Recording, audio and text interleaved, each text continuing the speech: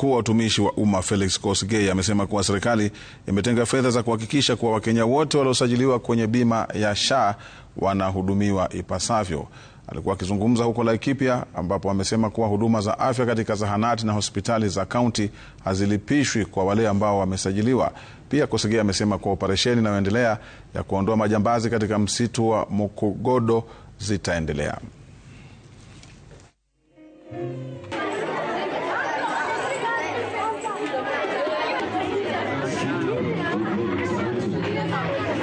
Na kama ni Mungu una chochote kabisa na udaganyi Mungu ya kwamba una, serikali italipa.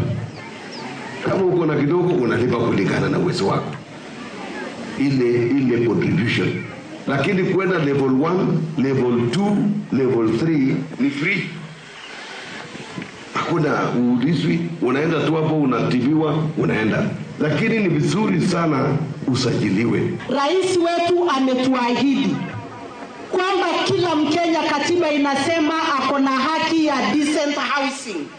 Ameanza mradi ya affordable housing, wengine wanalete nyefu.